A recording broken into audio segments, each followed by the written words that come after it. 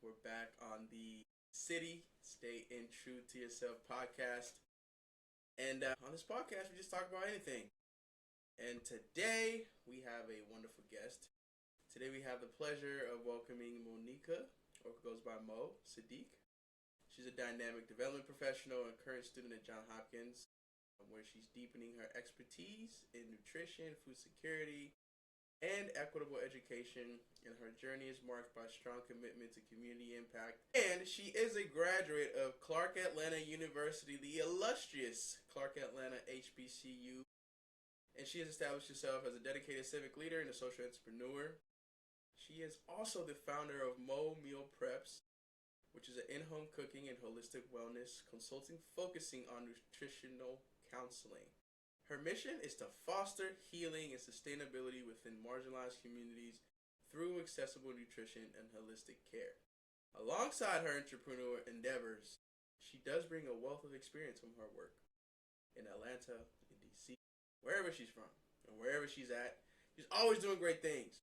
So her dedication to values like respect, integrity, and innovation truly sets her apart, and we're thrilled to have her on the Staying True to Yourself platform to dive into her inspiring journey and insight today. So, Monica, welcome to the show. Welcome to the platform. It's an honor to have you here with us. So, let's start with a little bit about who you are, where you're from, your journey. You've had an impressive path so far.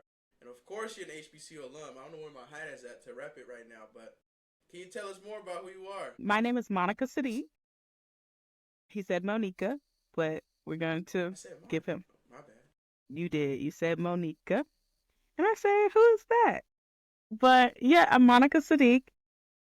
A little bit about myself. I appreciate the intro. I am a business owner first, a student second, and a corporate employee third. Overall, I can definitely say my mission in life is to spread love and light and positivity anywhere through any space or vessel, whether that be through art or education or nutrition, as text so eloquently put. A little bit about me. I'm from the South. I'm originally from Jacksonville, Florida. Okay, ice cream truck. Yeah, I hear him passing by. I'm pretty sure the audio caught it. But yeah, I'm originally from Jacksonville, Florida. I went to Clark Atlanta, as he mentioned. I got my degree in international business and management with a minor in Spanish. So I would like to definitely say I'm biliterate, bilingual. We're still working on it, and we'll talk about that a little later. And presently, I'm a student, a master's candidate at Johns Hopkins School of Advanced International Studies, getting my degree or obtaining my degree in international relations with a function area of development, sustainability, and climate in the regional focus of Africa and the Americas. My overall goals or career aspirations is honestly to work within women and child well-being as it pertains to their nutrition, food access, as well as equitable education. And that falls into a number of categories. I hope to really help and give back to the African diaspora that has given so much to me. Within my background, my grandfather is Ghanaian, hence my last name, Saddique. He immigrated over here in 1977 with a background in economics, ironically. And yeah, I didn't know much about my culture growing up. I always wanted to be so close and so associated to Mother Africa. However, my grandfather, based off his own personal past and like the historical context of where Ghana was at the time that he immigrated, I honestly understand why he kept many of his personal opinions or views, or even like his close ties to his country, kind of hidden from his identity.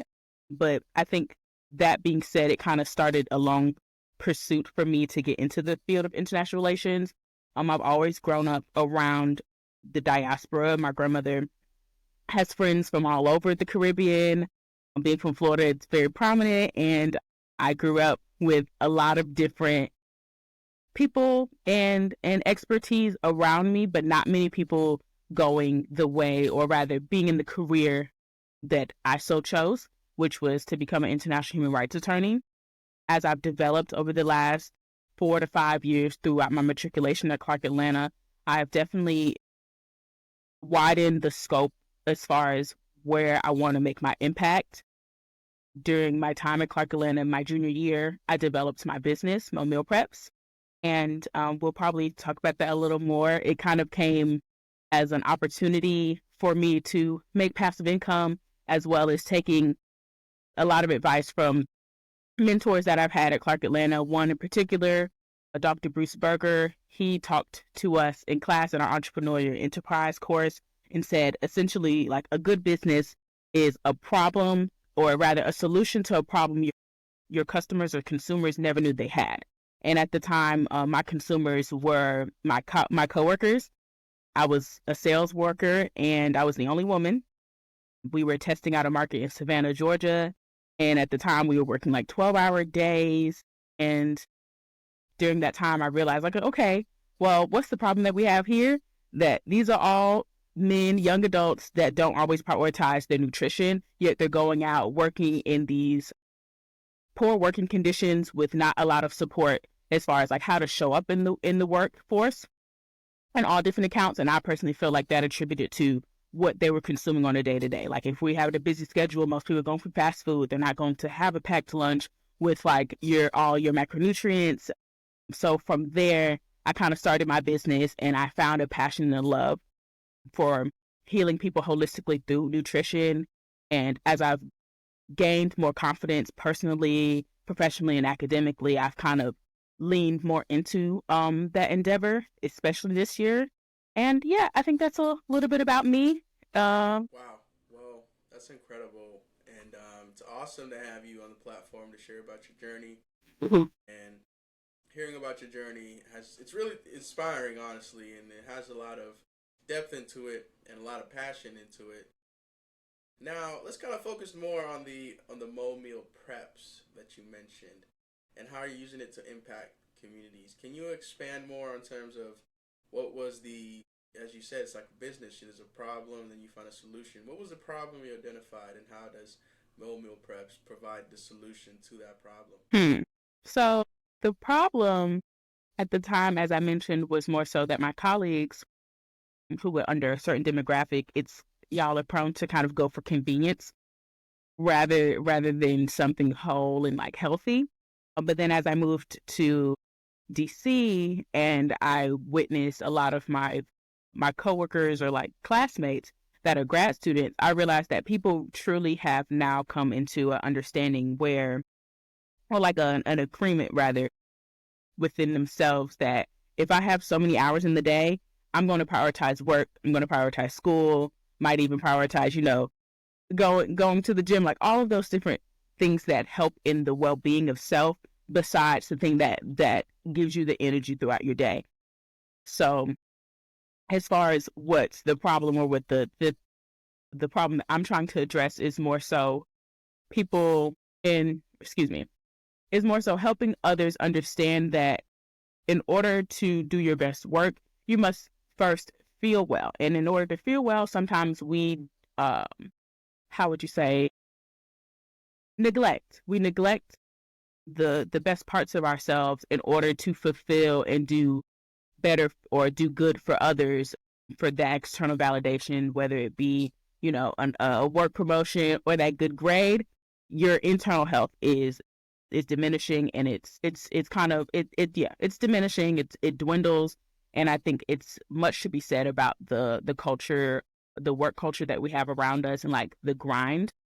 Coming from Atlanta to DC, the season of like, or rather the culture of hustle is different, but it's very much the same as far as people don't have time to think. They don't have time to be mindful and to give themselves that time. So Mo Meal Preps is an opportunity to give to others, and for them to hopefully learn through prioritizing their nutrition that they can become closer to mind, body, spirit connectivity. And it's all a holy trinity and how it aligns in helping you fulfill your greater purpose. So overall, the mobilizer for Mo Meal Preps is definitely the nutrition aspect, but the overall impact I'm hoping to gain out of it is that people understand and become their best selves through those small acts of mindfulness like nutrition. As far as how it pertains to how I help the community, most recently I have been able to offer like discounted Mo Meal Preps, where Sometimes I will have certain clients that are working full time. Some clients aren't making more than $50,000 salary. And when you really break that down in the economy as well as the price of living here in DC, it's a kind of irresponsible of me to want to charge a lot. Although do provide, like, I would like to believe I provide a luxury service. It's just me right now. So thus far, since moving to DC, I've been able to prepare meals for marginalized communities in Southeast as well as where I reside, which is Northwest, so like closer to Hyattsville and Fort Totten. I've worked with a client I worked with 2 students thus far, as well as prepared some meals with a co-op called Redelicious. I love Redelicious. They're amazing. It's a co-op that essentially feeds back into a bill that was trying to be passed called food democracy. And these 2 lovely people, they're amazing, Sam and Bree, they created this co-op where essentially every Sunday you will go out and gather produce, sometimes bread that wouldn't have been sold because it was a little too on the crispy side. And their efforts is to reduce food scarcity in the neighborhood and in the area. So when I have the time, because I am a full-time student, sometimes a corporate worker on the side, I'll prepare a meal and I like to go and feed the unhoused. I did that a lot in Atlanta when we had like events through a program I was in called the Center of Innovation and Entrepreneurial Development. I was an innovation fellow, and we've had a couple of events where we had food left over, and I'll never forget, like, it was an amazing day that I was able to prepare around 36 meals with the leftovers that we had and give it out to the unhoused persons in the West End. That was impactful for me. And then yeah, I realized that, like, I have so many other goals when it comes to Mo Meal Preps. Like, I would love to develop a meal-to-meal service, or excuse me, buy one, get one. Like, so buy a meal, give a meal type of service where we can feed the unhoused or those that are food insecure, because food is not cheap. But then the service is not either, because it takes a lot of time, a lot of love and effort. Hopefully I answered that first question. Yeah, that's wonderful to know. And thank you for sharing that, because I hope somebody out there is inspired by your story and the journey you've taken to be where you're at. And it sounds like Mo Meal Preps is really making a difference out there, and you've definitely taken the initiative to collaborate with others. And I know you also have a strong background with Hands On Atlanta, where you received some training as well as leadership, volunteer engagement, management, and more. Mm-hmm. How has that experience influenced the way you approach community work and leadership in your personal life, professional life, socially, and any other aspects? Thank you. Thank you for that question. Honestly, Hands on Atlanta was a blessing in disguise. Excuse me, you all. Hands on Atlanta is an amazing organization in Atlanta, Georgia, that facilitates and kind of holds all of the different nonprofits, small business organizations that are interested in doing like philanthropic area in the metro Atlanta area. It is actually one of the only like websites that I've been able to find where it will house all of the different opportunities. It's a great organizational platform to sign up, do the work, and be great, and become a better civilian and civil servant in your area. As far as the program I was in the Civic Leadership Fellowship, and that kind of came out of nowhere. I know my senior year at Clark Atlanta, I was having this internal battle where, like, I personally felt like I wasn't doing enough. As you all know, there was a thing called the pandemic, and the COVID kind of took me out halfway through my freshman year. So from March of 2020 to August 2021, that was my freshman year, sophomore year, and then I came back to Atlanta within my matriculation as a junior. And you know, some people, for those that are familiar, like your junior and senior year are really your time to cultivate and get a better understanding of like your 5-year plan. Coming into it, I was just confused. I was like, okay, Lord, I wanted to be in international affairs. You know, I've put in so much hard work. I put in all this time, but all I keep getting hit with are like these odd jobs. Like I told you all, I founded my business while I was a sales worker. From sales to the role I'm in now is like it's a parallel, and I'm grateful for the journey. But at the time, I was becoming increasingly frustrated because I felt like I couldn't get myself out of this box of like business, sales, all of those things. And I really was like, wow, well, I have to settle. Like, I don't want to do that. I want to go for my dreams. That being said, junior year, the first initiative that I really made after talking to a mentor of mine in the honors program, he was not helpful at all. But like I explained my my frustrations as far as like feeling like I've been pigeonholed, or like I'm not going forward. And he was like, well, the first step is that you're thinking about it. And I was like, what does that mean? Like, I thought you were going to tell me a program I could find, or where I could apply, who I could talk to, how to, like, tools. I thought he was going to give me tools, and all he gave me was encouragement. Little did I know that encouragement was going to kind of open the doors for my mind to keep thinking, and then the way that the universe works, like those tools and those experiences will find you. And Hands on Atlanta was one of those instances. So I have to give you the context before we get into your question, because it's just so important to the story and the journey that is Monica and Mo Soul and my meal preps and all of my different endeavors. In April of 2022, I decided, okay, well, if I can't find an internship in international affairs, I've tried my hardest looking on Handshake, for those that know. I've looked around Atlanta. I really wasn't into politics at the time. So looking at State Department, or even like working for the mayor, that just didn't interest me. Canvassing for all of these different congressmen, it just wasn't an interest of me. So, or an interest of mine. So what I did decide to do is volunteer. I looked on Hands on Atlanta. I had been making efforts before to volunteer. My first role with Hands on Atlanta, I worked for the Wild Center, and I helped with the beautification of a park in Atlanta called Hawk Hollow.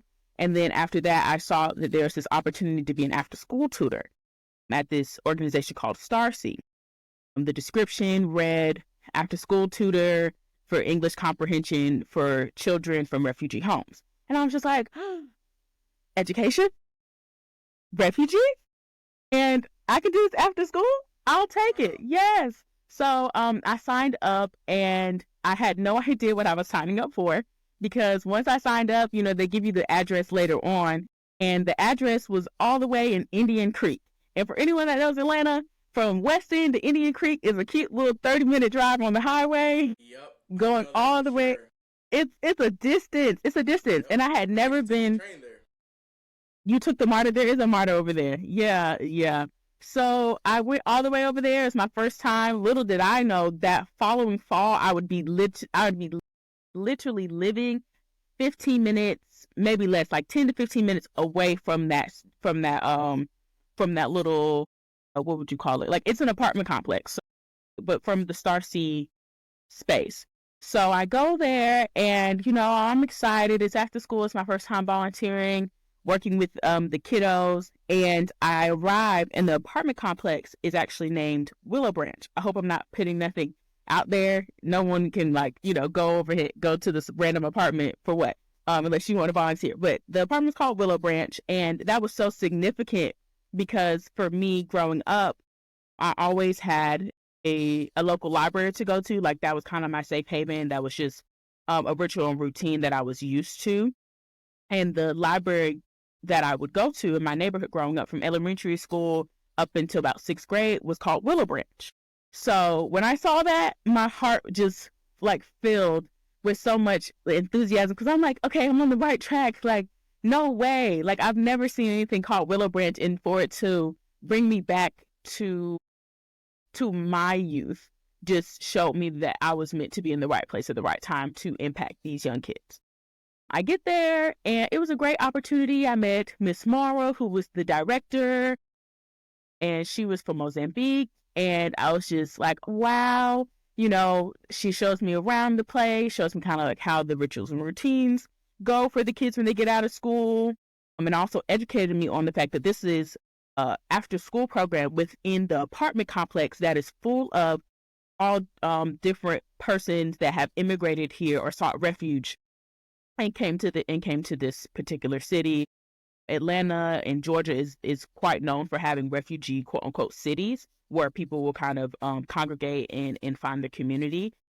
It's actually, I would personally feel that it's a little more diverse than DC when it comes to a community that can thrive alone and not like, oh, well, yeah, that's my personal opinion. DC has its own beauty in its diversity and the people that come in, but it was different. It was very different. To keep it back, rein me back in because I can talk about it forever. I met 3 young girls that like changed a lot of my life as far as like my research, where I was going. Like I literally wrote a paper just based off of that experience with them. The paper was about the quality of life and how so access to free education in tandem with the quality of life that someone can what someone I'm about to mess up, but basically quality of life tied to, connected, interchangeable with the access to free education. So there was a young girl who was in 5th grade. She was from Nepal. Her mother had a garden, and I really loved talking to her. She used to talk to me about like these boards and Snapchat, and I was just like, girl, you're in 5th grade. There was another young lady named Flower. She painted my nails on the first day there, and she was from Ethiopia. And then there was Lucy, who was from Senegal. Lucy was like the spunky one with a lot of attitude. Like, who are you? She was in disbelief that like I was going to be a reoccurring character in her life. But I did volunteer there upwards of 5 times before my senior year. And then senior year starts. Hands on Atlanta has a civic leadership program. Again, wanted to be on the right track, having for myself as far as leadership, opportunities, and skills. And this program was 10 months long. And basically there were 20 people in my cohort, and I was the youngest one. I was 21 at the time, I believe. And the youngest, the rest of them were like working professionals. I was the only like student there. I was the only one that signed up, and I wasn't going to go through with it. But the person at the time kind of called me and was like, hey, I see you're midway through the application. We would love to see you. And I was just like, I'll think about it. But yeah, I dedicated myself for 10 months out of that time. Within that program, we had training on implicit bias. We talked about fundraising. We had conversations on how to show up as a catabolic leader, meaning someone that can catalyze like positive change rather than being a ripple effect of something negative. But we learned a lot, and I learned so much from my cohort. Not all of us did the same task or like roles in volunteerism. We had around 8 different volunteer or nonprofit organizations that we were partnered with. And my partner, Snapper Freeman, he works for like PanCan, National Pancreatic Cancer Awareness, but he was a full-time employee and working with me. And him and I, we served as school captains at a Title I school in like, what would you call that? That's like West Atlanta, where Cascade is and all that stuff. We worked at an elementary school every Saturday and offered like Saturday school services for the kids for around 3 hours. Within those 3 hours, the kids had a rotational program. So after every 45 minutes, we'd open with a snack. We'd break the groups up from kindergarten to first grade, second to third, fourth to fifth. And they would go through a rotational program. So after every 40 minutes, they would change from STEM to SEL, which is social emotional learning, to physical wellness, which, like gym, PE. And as those leaders, we would help to facilitate the volunteers that were sometimes consistent, sometimes not. We'd go from having as little as 4 volunteers to help with 50 kids to as much as 25 volunteers helping with 10 kids. So having to learn how to maneuver from being a volunteer myself to working with volunteers and delegating tasks, I definitely learned so much about myself as a leader. I learned to be empowered in my leadership. I think for a long time, coming from being the eldest child of 5, I just was always doing for others before I did for myself. So to be in a role where it was just like, no, you can be all hands off. You don't have to do everything all the time. Like, you can delegate tasks, you can figure out how to use your team for their strengths, know what their weaknesses are, see the opportunities and threats. Like, at the end of every meeting, we'd have to do a SWOT analysis. So I just gave y'all that in a sentence. And yeah, I can definitely say once I moved here, I had a stronger sense of civic duty and understanding that, like, it's not just about me. I always knew that, but like after that experience, and especially watching my cohort, there was a CAU, or a fellow Panther. Her name is Chelsea, and I love her. She really reinforced and inspired me to be a better person. And I think I keep that and I carry that just within my character now. Like, it's not oh, do I have to think twice about it? It's an immediate act because of those 10 months. So Wow. It's amazing to hear how each of these experiences have shaped your approach to making a difference. And I can resonate actually to that trip. I'm using the MARTA. I used to work in Clarkston with the International Rescue Committee at Clarkston High School, actually, with refugee and immigrant students. And that was a great experience that I had. It was my introduction to Atlanta. First 6 months I was there, going to school, going to work there. 2 different areas, 2 different dynamics, 2 different environments. But I really learned a lot about myself in terms of how to just manage time and just kind of grow, as well as understanding how to resonate with other people who I share kind of similar experience with. So that was I really resonate with that experience that you had too. Now let's kind of shift gears to a bit more, divide into some, personal questions, kind of more of a reflective aspect of things that I think would be insightful. So can you expand more in terms about yourself, like beyond the professional accomplishments? Like, what are the things that have inspired you to pursue the path you're on? And were there any formative experiences that have helped you so far to who you are today? you said beyond my personal or beyond my professional experience? Beyond your professional accomplishments. Well, honestly, most of my will for the career that I want to be in were has been less of the professional accomplishments. And I think the universe or God, whoever you believe in, made that so that I understood where so I understood my heart posture. And when you understand, like, your heart posture and the position of what guides you because you want to do it and not because you have to do it to make like a living, to find your own financial stability, I think that's when you really can find out what's like your vocation versus your occupation. So that being said, there were a lot of experiences, as I mentioned previously. Like, of course, wanting to be closer to my Ghanaian roots. That was one important moment in my life that definitely reinstilled that belief that, like, I am getting closer to my career in international affairs. Would definitely be my first trip abroad, the end of my junior year. So as I brought y'all to, when my mentor was like, well, you're thinking that's the first part. It's just, what are you talking about? Junior year, the springtime, same time I was volunteering with Hands on Atlanta, all that jazz, there was an opportunity to study abroad. I didn't think in a million years that I'd have the opportunity, because the pandemic just took so much of my experience on campus away that I didn't know when or how or if that was going to be possible. But of course, I would have loved to travel abroad. I was not well traveled as a young adult, or excuse me, as a young child, because I'm a young adult now. As a child, my family is from a big city but small town as far as mindset. So my grandmother thought like New York was crazy. When I moved to Atlanta, it was such a big shift for her, because she had to be okay with like letting me go, letting me experience, letting me fly, knowing that like I would come back home. Yeah, we had a lot of different mindsets that I had to be uncomfortable growing out of. Nevertheless, my mentor, or my director for the honors program, Terry Platt, she recommended me to be a student. Dr. Platt. Hell yeah. No, I love Dr. Platt. She's a boss, and she recommended me, and she placed my name as a student to reach out to go on this study abroad trip. I saw the study abroad opportunity, but I think I saw it too late in our emails. And as I was trying to go back to finish the application, it was closed. So I didn't even know that this was happening behind the scenes. I was just kind of like, well, it would have been a great opportunity, but things will happen, whatever case may be. I received an email.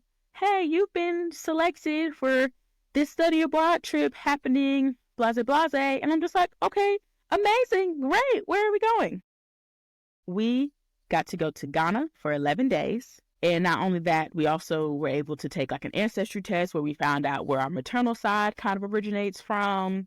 And it was all paid for, even the better part. And I was just so, before I get emotional, it was like another wink, rather. Someone said one time, like, God doesn't do coincidences, he winks. So that was definitely a wink and like a identifying fact, like, you're going abroad, can't believe it's happening. I think like it was February going to March.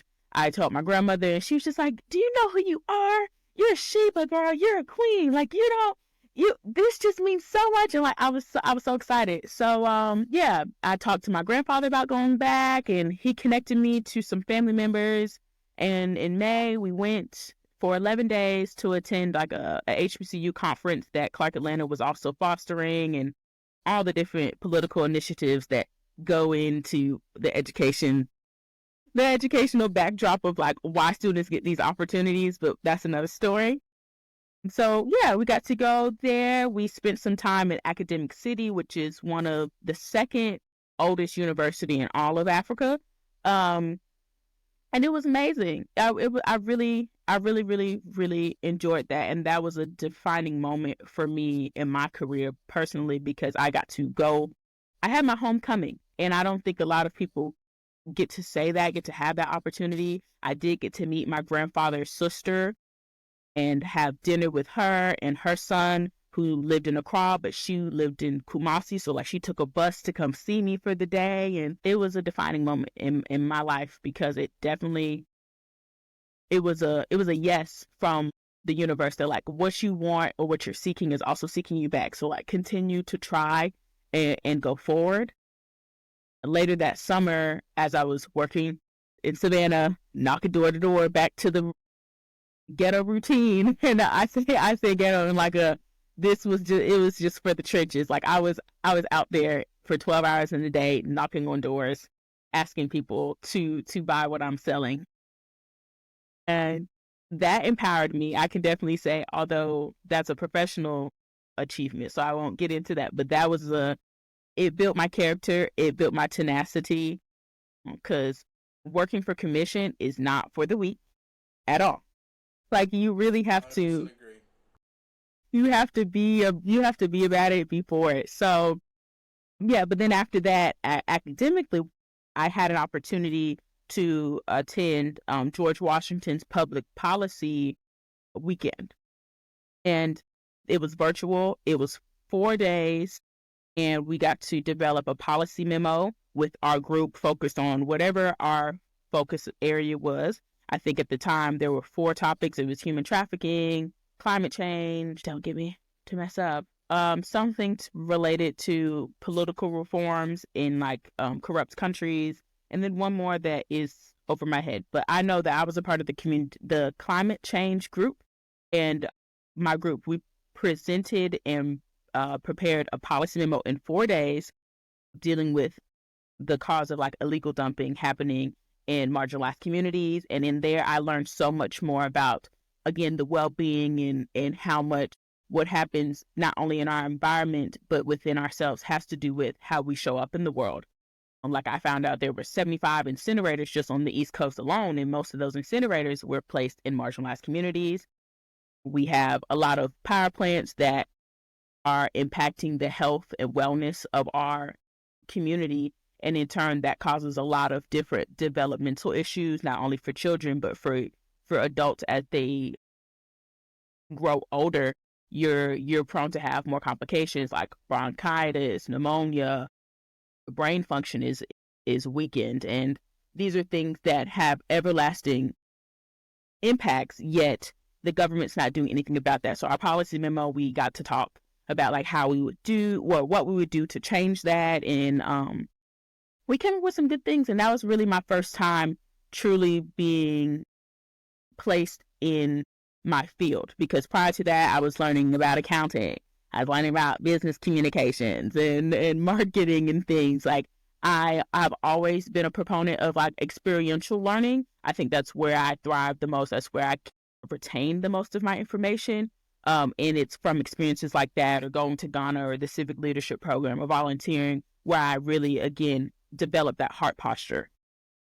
And yeah, I think those are some great two for right now that come to mind. Oh, that's wonderful. That's awesome that you got to go to Ghana. I've actually had the opportunity to go to Ghana too, to study abroad there for a whole summer. Life training experience, great culture. Wow, the food was amazing to me. Like, I think I ate jollof maybe every single day, at least 3 times a day. Breakfast, lunch, and dinner, I was eating jollof. And then they have like these type of nuts or something that they're Tree so nuts? good. I think so. I don't know what they were called. I forgot So the name like of them. they're very hard. They look like a Yeah. raisin, and then when you Yep. bite into them, they're super sweet. Yeah, Yep. they're called like tree nuts. And like you can get Yep. them on the street when you're Yep. walking by the mall and things. Yeah.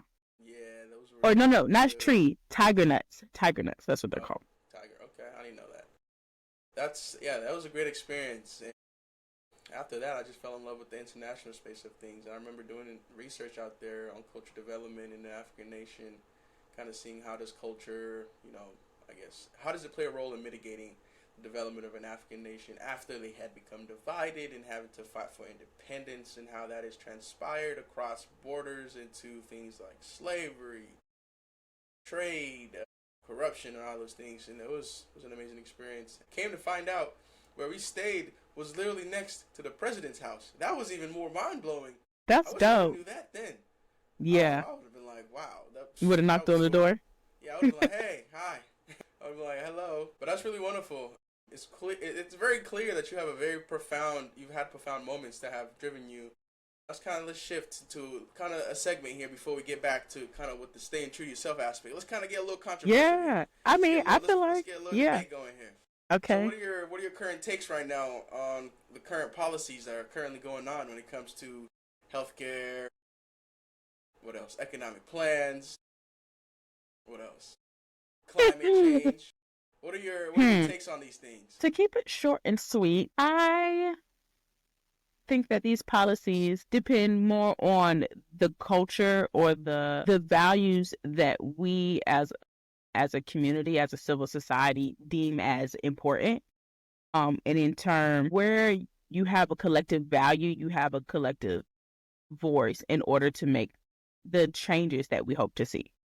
As we've seen in the past 4 to 8 years, in a way, the fabric of some of those values or standards that I felt that us as a community, us as a nation have unraveled. It's really hard to speak on topics that you can theorize and have great ideas and want to do so much, but when the practicality of it comes in and you're at a halt or a standstill because of these varying opinions on not only what is best for our community, but like where we stand. I feel like we lack the progression in those aspects, like climate change, or definitely healthcare, and more imperatively for me is education. When we kind of allow those decisions to be, I think that we would thrive better if we had a more high ground, or a general, like, nice line of a standard, of a value, of an equilibrium. But when we give it to, of course, what the point of democracy is, to have those varying opinions, there's too many cooks in the kitchen, and then things are deprioritized. And something like healthcare and education that should have a moral high ground, or a general, what do you call it, like a blanket standard, or way that we prioritize this, it really is dependent upon the national agenda at the time, and in turn what really gets done and goes on. Hence why people want to be reelected or reinstated from local elections to Congress, to our presidential one that we're facing right now. So, what would you say right now is the current pulse of the United States as well as the world right now? What would you say is the pulse of it? The pulse of the world is crazy because there's different heartbeats. I don't think everyone has the same heart posture, and that's the problem. Well, maybe not the problem. I think that's we need to find the solution to the problem they didn't know they had. You know? Where would I say, at least for the USA, I can say what I would hope it would we would move towards, but I cannot tell you right now where I personally temperature check. If Yeah. I were to give an analogy, because I'm not well versed enough to go and be elaborative. If you would like to add some things, then like I can piggyback off of you. But if I had to give an analogy, my first analogy was going to be a reference that not many people would understand. But it's like a science experiment with the same constant, but different independent variables every trial. And then we wonder why we don't have consistency in our results. Hopefully that makes sense. It makes sense. I asked that. I was recently at somewhere. I met somebody, and that's a question they asked. I was like, "What do you think is the current pulse in the United States?" I didn't get the chance to say what it was, but I guess I use this opportunity now to say it. But say it. a lot of different people say different things. You know, some people say it from a certain perspective, and other people said it from a very angled point of view in terms of making it seem like it's very decisive. I think the current pulse of the United States is full of pride, and that's it. I think that the United States just has a pulse of pride. They know that they're a powerful country that has the ability to do a lot of things across its domestic borders, and as well as domestically, the United States knows it has the ability to make things better. So the reason I say the current pulse is full of pride is because even though there's all these norms and all these things that are currently going on, the greatest blessing is that this country is still running. That is one of the great. I think that's the best thing that I could say is that no matter what, it's still running and people are still able to function. It's probably the only place that people still to this day are striving to get to because of the aspect of the opportunity in it.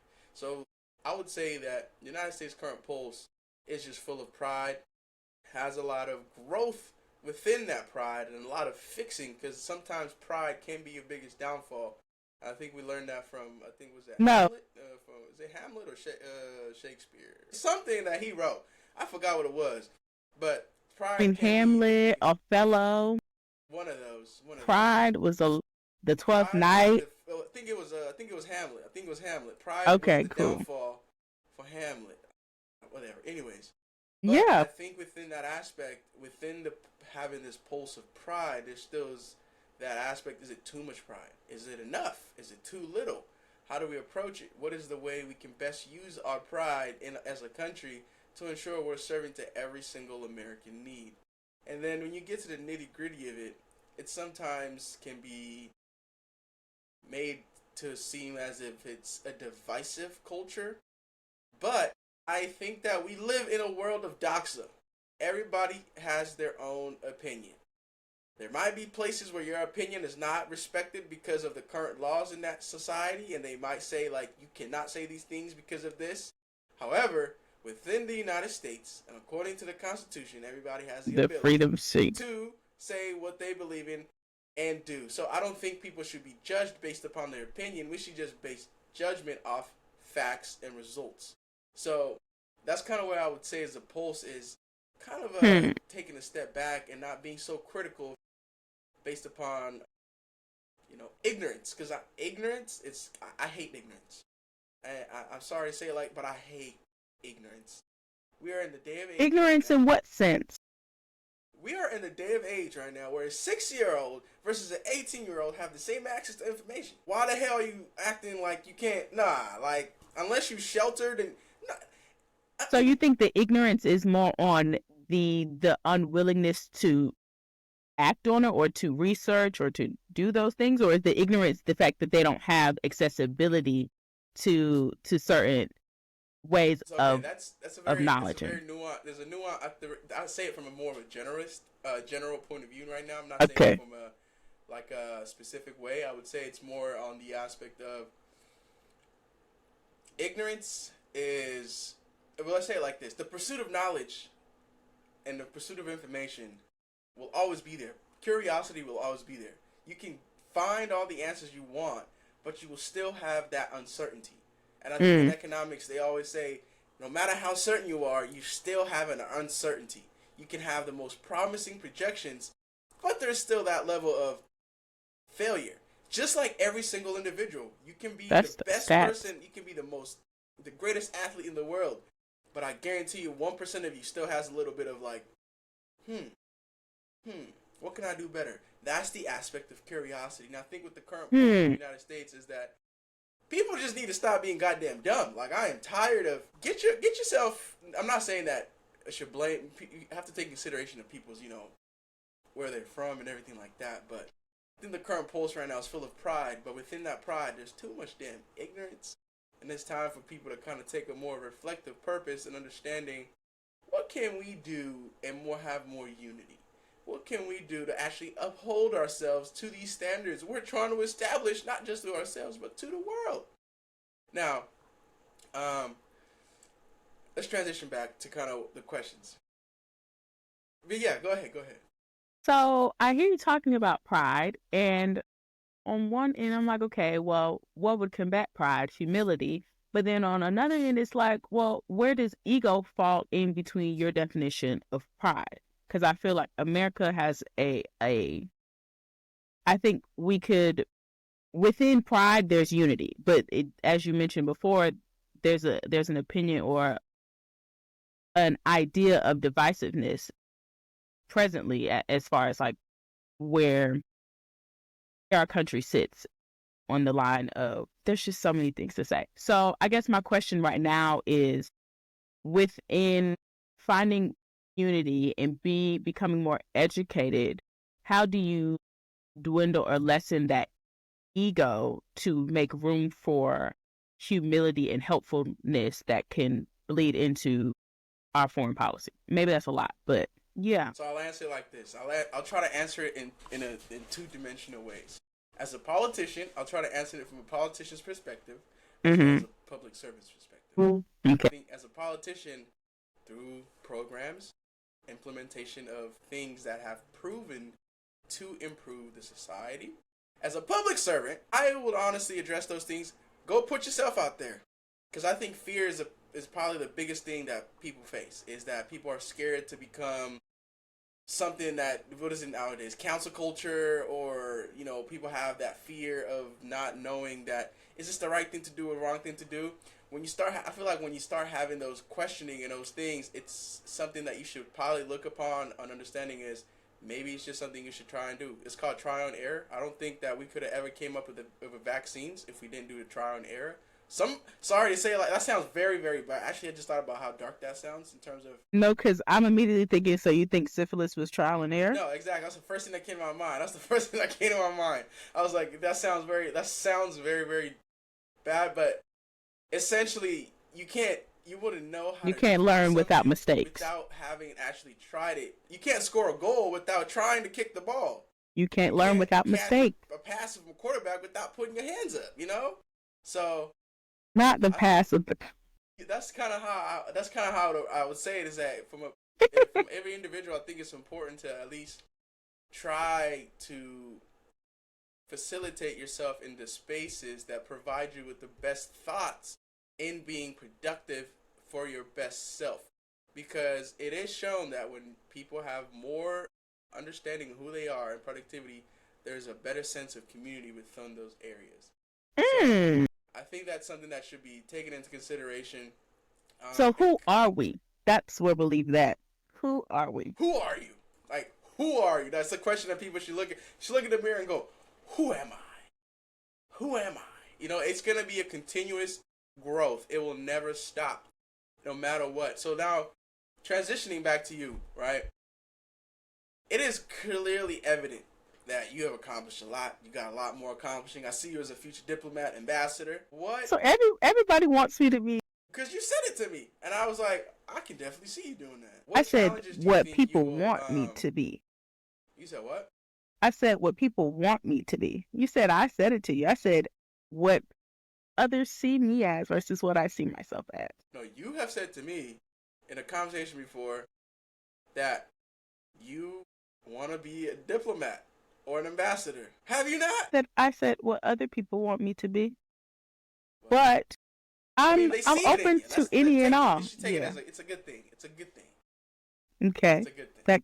That's question. And it's evident that you have great experience and have played a big role in shaping who you are in your journey. Now, I'd like to kind of look at more of an introspective question. Why do you feel you are different from anybody else? And could you elaborate on any qualities or perspectives that make you stand out in your field? Well, I definitely know I'm different. Yeah, I'm different. To put on 2 Chainz. For sure. Pull up to the scene with my... My syllabus. Yeah, I would definitely say there's no one like me in this world. But to give direct, I think my experiences are what has, like anyone, curated the person to be who they are. But I think it's also in my response and less of the reaction and being able to be, what would you say, self-aware and reflective. I think all of those skills, or rather that part of like, well, I guess it'd be a skill to be self-reflective because not many people have that ability, has enabled me with certain skills or traits rather that I go into life. I go into my professional roles, academic and social instances where I can just show up authentically me. I would definitely say that differentiates me from any other candidate, professionally, academically, personally, because as you mentioned before, like, to build community is to know yourself. You can only meet people to the depths that you've met yourself.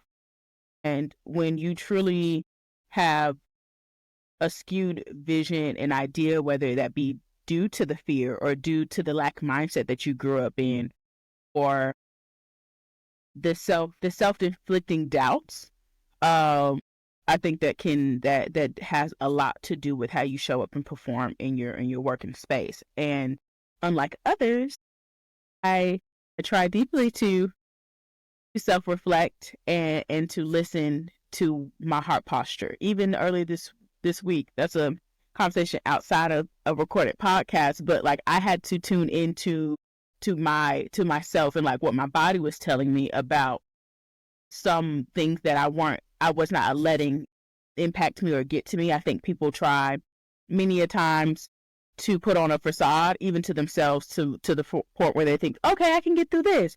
Okay, I can process and be my best self through here. But like, if you can't show up for yourself and back to that mind, body, spirit connectivity, it's all together. It all works with each other. And I'll definitely say another skill I would attribute or differentiate from others is a mentality or visionary leadership as well, because you have to lead your own life much how you would lead others without a skewed idea. And sometimes these leaders that we have, your supervisor, they ain't thinking big enough, but you are. And sometimes the method to their madness isn't yours. So understanding how to get the job done, but also being able to show up authentically. Again, you can, or I can rather, add creativity, add my leadership experience. I definitely feel like being charismatic helps with that. Sales definitely wasn't a waste. It made me pretty, how would you say, like, persistent, but also just knowing how to read a room. Being emotionally intelligent would also be another skill I would say adds to all of those things in all of the ways that I show up authentically as me.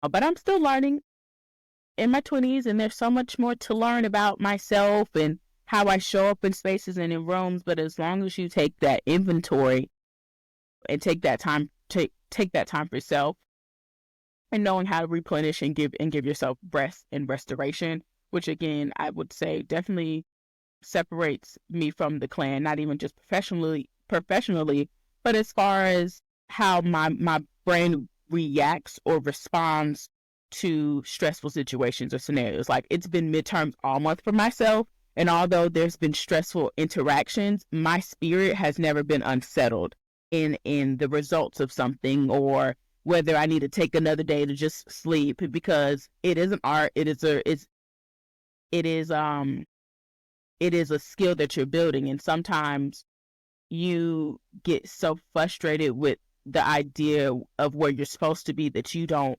appreciate the moment that you're in now to like gain, learn, and also reinforce and empower thyself.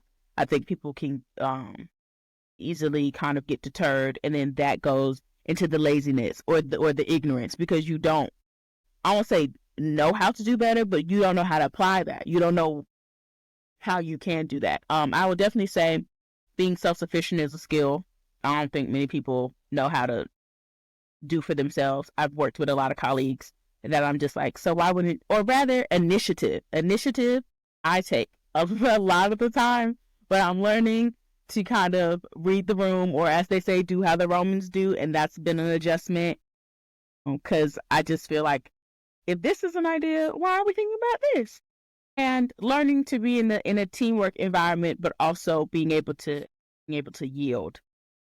And yeah, hopefully I'm answering your questions, but it really Yeah. boils down to being authentically you. Wow, that's really fascinating. So, coming to an end here soon, but have some more deeper questions. Do you feel like you have an understanding of the essence of your existence? And are there specific moments or realizations that have contributed to this understanding? Understanding of the essence. And where are there any experience? Apologies to the listeners. They're like, yes, girl, we heard the question the first time. I would definitely attribute a lot of my understanding of self, or the essence of me. I'm still learning. I'm definitely still learning day by day.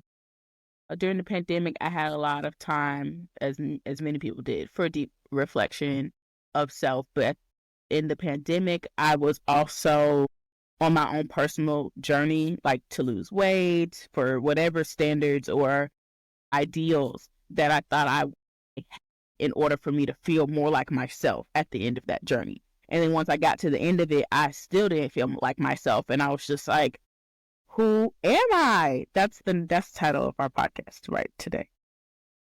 But Who yeah, am I? Wow, yeah. that's wonderful.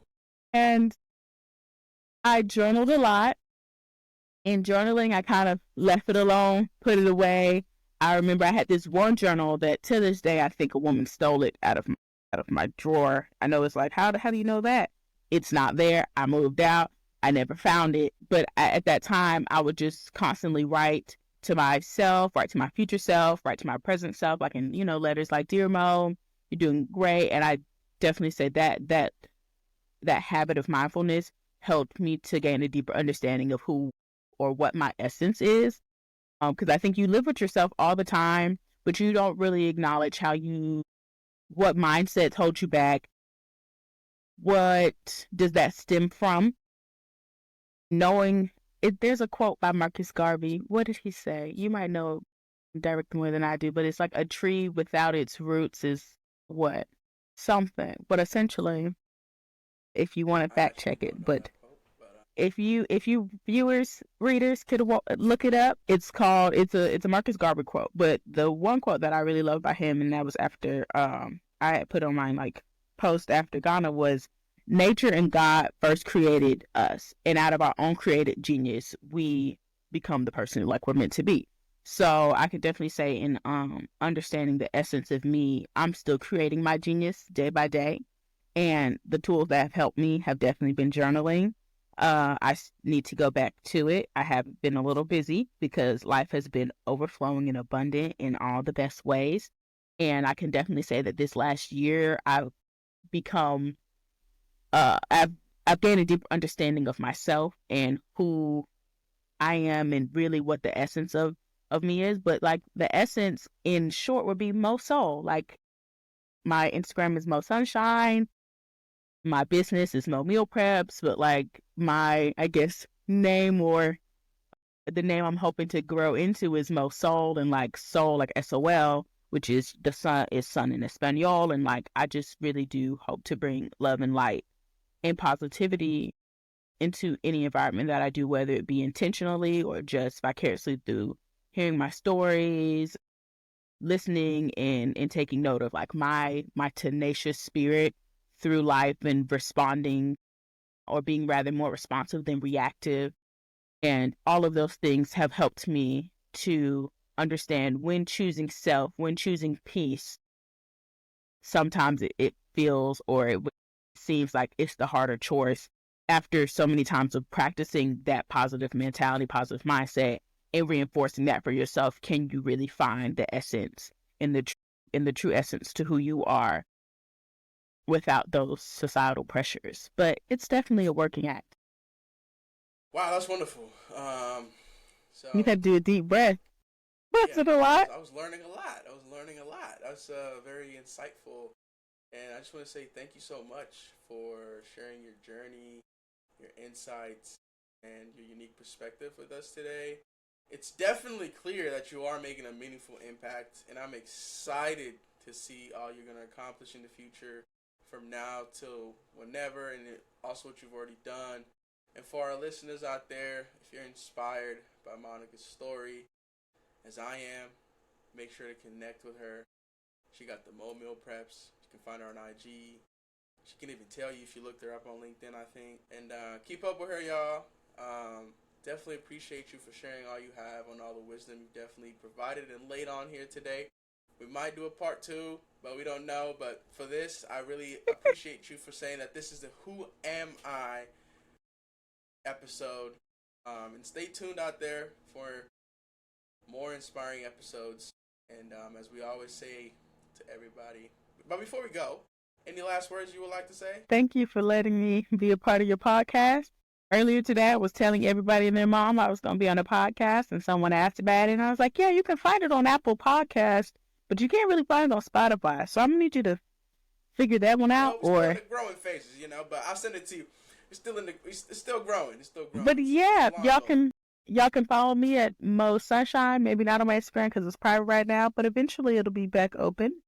It's MOSUNSH9 and momealpreps.org. And yeah, find me on LinkedIn if you have any questions. Awesome. As we always say on here, pursue your dream, seize the day, and most importantly, peace out to all of y'all. Don't forget to comment, like, and subscribe. Peace out!